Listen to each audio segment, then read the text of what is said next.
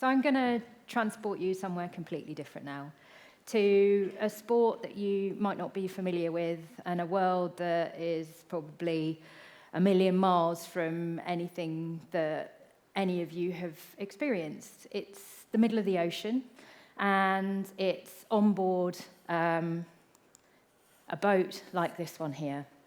So I am the skipper and the CEO of Pip Hare Ocean Racing, which is currently Britain's only professional ocean racing team. I specialise in solo ocean racing, and this is the boat that most lately I've been racing. So it's called an IMOCA. It's 60 foot long, 18 metres if you do metres. The mast is 30 metres high. Under full sail, there's enough sail area to cover 3 tennis courts. The boat is capable of sailing at speeds in excess of 75 kilometres an hour, which, if you do nautical terminology, that's close to 40 knots. And it's designed to race across oceans. It's designed to be in the middle of the ocean. In huge waves, absorbing the momentum and the energy of the natural world and racing fast. Now, these boats develop all the time. It's a developmental class, so all the time, like Formula One motor car racing, we're working with teams of engineers, we're working with designers to try and make the boats go faster. And the latest development is boats that actually fly above the surface of the water. So we've got foils on the side, which act as wings in the water. As the boat goes through the water, the pressure, rather like an aeroplane wing on each side of the foil, lifts the boat out of the water. You can be as much as 4 meters above the surface of the water, flying, going faster and faster and faster. Big problem is, though, there's no way of controlling the flight. So at some point, you fall out of the sky and the boat stops. Now, being inside one of these boats in the middle of the ocean is an incredible experience. The noise is phenomenal. The hull, in places, is 5 millimeters thick. So if you look at your mobile phone, the hull is thinner than that in places. Rigid carbon. So the noise that comes through the hull is just amplified. It's tight, it's rigid, it's safe for us. But the noise, the humming, the buzzing, the slapping, you can hear waves breaking meters away, like a rumbling that comes towards you and smacks the hull. But also the motion of the boat is massively unpredictable. We could be making a cup of tea, we could be at the computer downloading weather, we could be moving sails around the deck. The boat accelerates, it flies, and then it drops out of the sky. There's no seat belt. There's not even a seat on my boat. I sit on a beanbag. And you will be thrown from one side of the cockpit to the other, from one side of the cabin to the other. There's no point at which you're ever kind of standing, no hands on anything, going, well, this is an easy ride. We sleep for around 30 minutes at a time because the boat is going so fast all the time and because you're racing, and quite often your competitor is just on the horizon. You only sleep for 30-minute cycles. All the boat is managed by alarms and technology telling you if something's changed, if the course has changed, if the wind has changed, if there's something in the water close to you. So you're setting all these alarms to wake you up, and all the time you're just sleeping enough to try and stay sharp, to try and stay focused. But over time, obviously there's a cumulative effect of fatigue that we have to manage. And in our biggest races, so our short races are transatlantic, and that's a sprint, 3,500 miles. And actually, at the end of that, so I once finished a race 66 seconds behind another competitor after 3,500 miles. Our long races around the world, and that is months. Now, it probably sounds like hell on earth. For me, it's not. It's my happy place. I found a sport that I absolutely love. I found a sport that I'm passionate about. I found at a very early age when I went on a sail training holiday, and just discovered the enormous amount of agency that sailing gave me. I researched and I found the most hardcore race in the world was the Vendée Globe, single-handed, non-stop around the world. But the problem is, I grew up in Huntingdon, a well-known nautical destination. I went to a local comprehensive school. I didn't come from a sailing community. I decided I wanted to make my name, make my career in the world of ocean racing. I found the Vendée Globe race, which was, for me, the toughest race that sailing could possibly offer you. Single-handed, non-stop, around the world in a high-performance boat. But this is what the average Vendée Globe team looks like.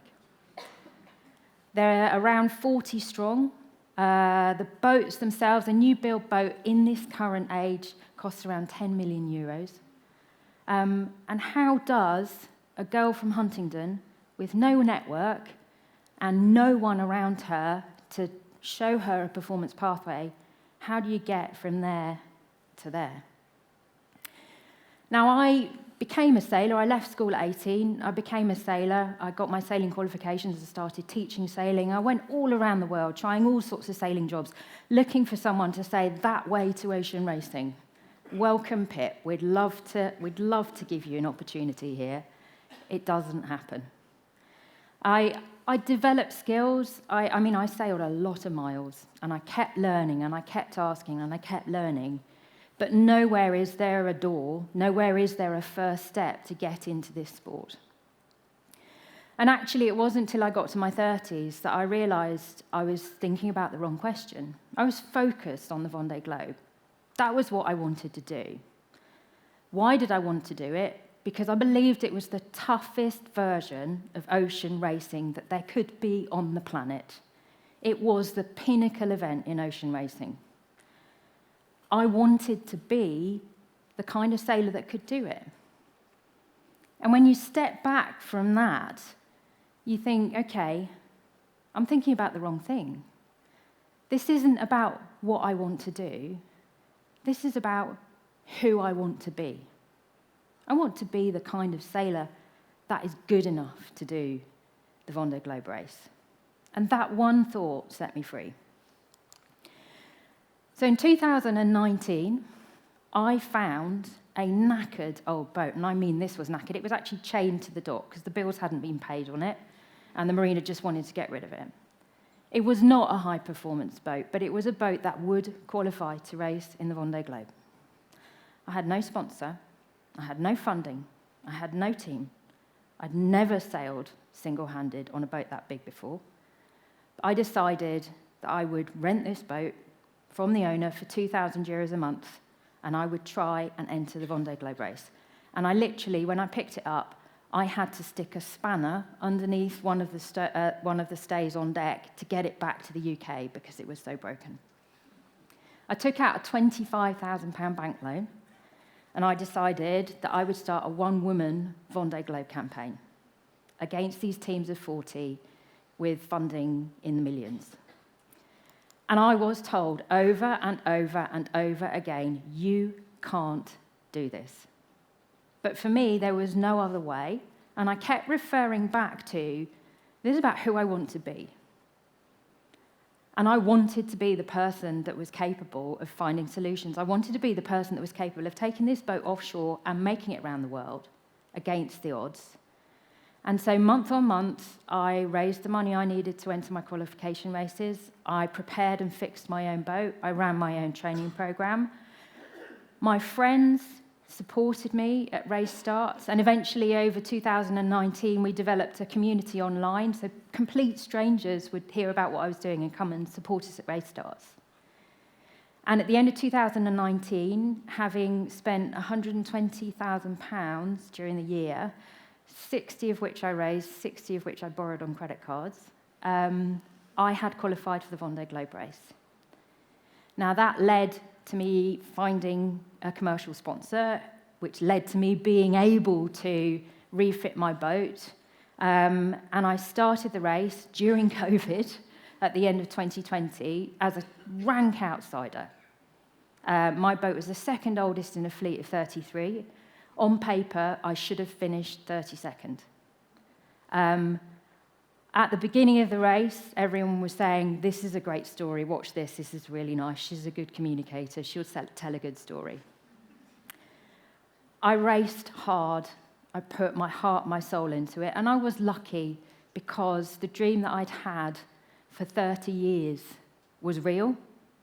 This was a sport I was good at, this was a sport I loved, I was exactly where I wanted to be. I finished the race 19th. Massively outsailing my boat, my campaign. Thank you.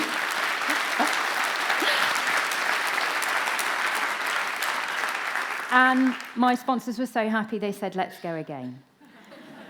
So I had 4 years. I built a British team in the UK, the first British team and the only Vendée Globe team to be based outside France.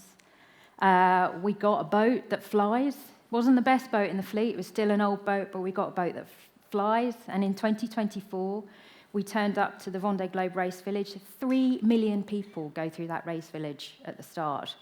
The Vendée Globe is the 4th most recognised sporting event in France. And I turned up there, one of the very few women in the world to attempt the Vendée Globe race twice. So when I finished the first time, I was the 8th woman in the world ever to finish the race. And my intention was to be the first woman in the world to finish the race twice. And we headed out down the canal on the 8th of November, 2024. 350,000 people came to watch us at the start. And it's incredible. And you think, why are they there? And they're there because you're going off to race around the world. And you get to the start line and you think, I have to go around the world now. I'm going to go all the way around the world and then come back here in 70 days. But the thing about the Vendée Globe race is it doesn't matter how much you prepare. It doesn't matter what your budget is. It doesn't matter how new your boat is. You cannot guarantee that you will finish that race. Now, part of our preparation is around resilience. And it's the very robust form of resilience. It's the real kind of underlying physical meaning of that word. So we look at every single thing on the boat. We say, how can that break? What will we do if it breaks? We have redundancy on board. We carry tools and spares to fix every problem, which must be fixed by the skipper on board while the boat is racing. You end up doing crazy things. I've replaced a rudder in the middle of the Southern Ocean.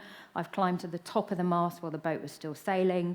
I've rebuilt a relay while in the dark, while the boat was sailing at around 30 knots. You do these things that you just wouldn't even contemplate doing on the shore. But we know when we start that race that there are some things that will trip us up and we will not be able to get up again. And on the 15th of December, 2024, day 35 of the race, I was having a great race. One of those things happened to me. So I was just coming out of the centre of a depression. The boat had been sailing unbelievably fast. We just had a great Indian Ocean leg. I was up on deck.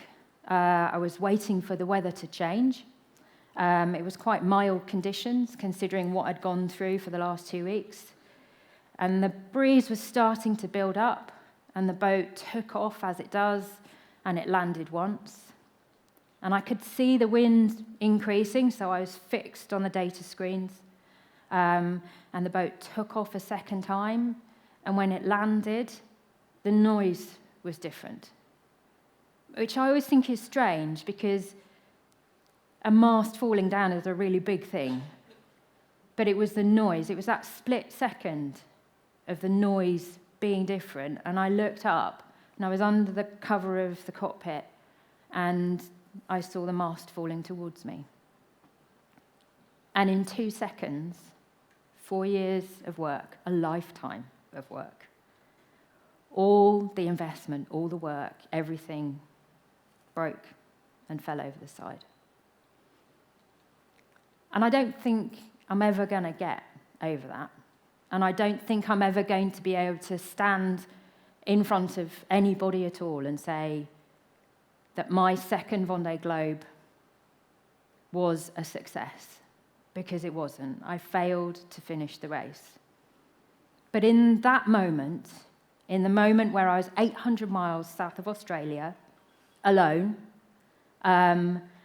with a broken boat, I had to make a decision of how I was going to manage going forwards. And I went back to that original question.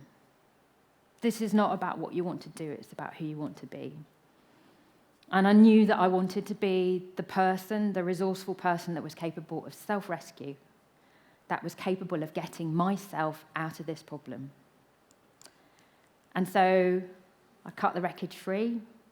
I managed to salvage what I could.